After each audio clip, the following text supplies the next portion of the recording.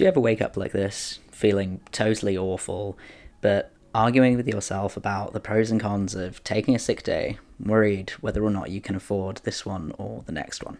But then you find yourself getting up anyway, grabbing your clothes, getting ready for the next day at work, kicking yourself because you spent so much time thinking about all of this that it got too late for you to call in sick anyway.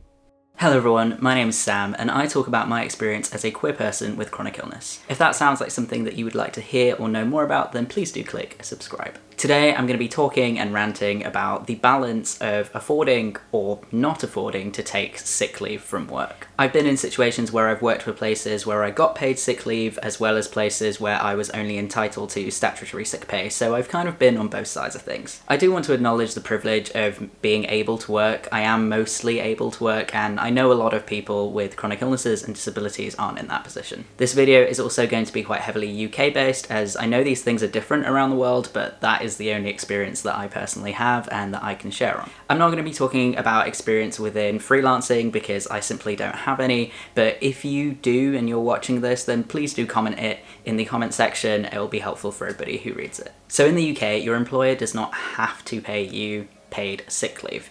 You may not get paid until you become entitled for statutory sick pay, which in this video we will be calling SSP. I'm super grateful that we live in a country where SSP is even a thing, because it does mean that there is a payment option for nearly everybody. However, it's not actually as amazing as it sounds because it doesn't provide an awful lot, and especially for people with certain chronic illnesses who may only take a day off at a time here and there, it's not actually all that helpful. For those of us that are lucky to get paid sick leave as part of our jobs, it's often quite limited to a short period of time. There are a few jobs out there, especially within the civil service, that have quite extensive periods of sick leave, so there are definitely jobs out there that do provide a good amount of sick time off. First of all, in order to be eligible for it, you need to be off for 4 days off in a row. This does include your non-working days. However, if you worked even a minute of a shift, or let's say half a day, that day then doesn't count. So this only counts if you've taken an entire 4 days off consecutively. Once you have, you then need to get a doctor from your note to give to your employer in order to entitle you to SSP. This is obviously not always going to be an easy thing to do and can sometimes be costly, as some GPs charge an awful lot of money for it. Even then, what you're entitled to is £96.35 a week. In the UK, this amounts to over 3 times less than you would earn if you were working full-time at minimum wage. You can see why at that amount, it could put someone into a difficult situation, and especially if the leave that you need to take ends up being longer term. The whole thing around having to be off for 4 consecutive days is also really difficult for people with chronic illnesses like myself, who might only need the occasional day here and there.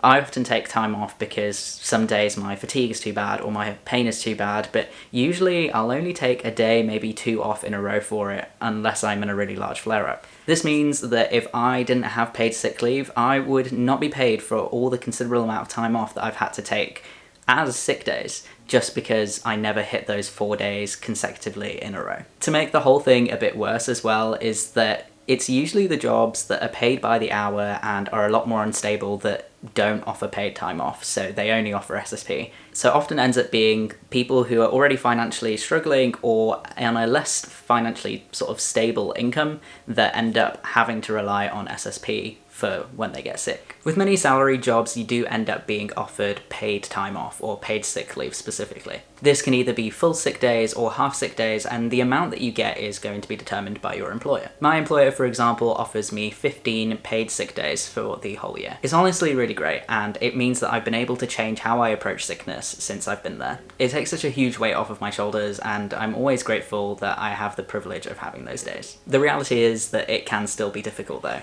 It basically puts a numbered limit on how much sick leave you can take off before you face the financial repercussions. So I often find myself debating with myself whether or not I'm sick enough and whether that day is worth taking out of my 15 days within the year to take as paid off. As you can imagine, that can be particularly difficult when your symptoms are chronic and it's kind of hard to tell at what stage you're at with the specific thing that is bothering you on the day. Something that kind of grinds on me about all of this is that it isn't different for those with chronic medical conditions, or not at least in the workplace that I'm in or that I've heard of elsewhere. So you'll have colleagues who are taking sick days for their hangovers, whereas you're stuck in bed deliberating whether or not you can take that sick day because you've used more in the past month than you have rationed. It also means that if you, like I, take longer to recover from sickness such as the flu or even the basic cold, you can blow through those sick days really, really quickly. I need a lot longer to recover than the average person, and it means that I go through my sick days really fast, and then I don't have many of those sort of one-off days saved for the rest of the year.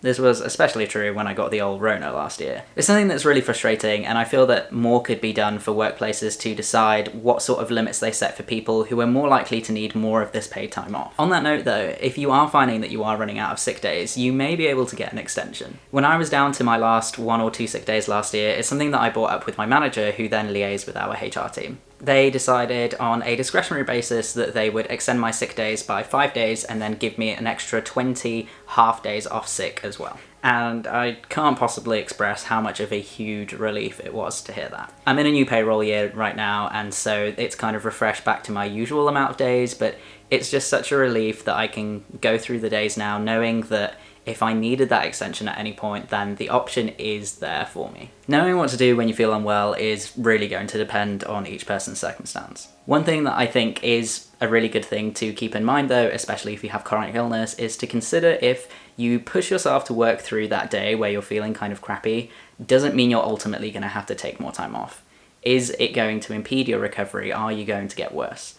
So if you're facing a conundrum and the answer to that is yes, then you're probably better off just taking that day off, focus on your recovery as much as possible, and then go back to work feeling better the next day. Obviously, that's not always going to be the case, and sometimes you'll really get struck down with something regardless of whether or not you take that day off, and not everyone's going to be able to make that decision based on where they're financially sitting.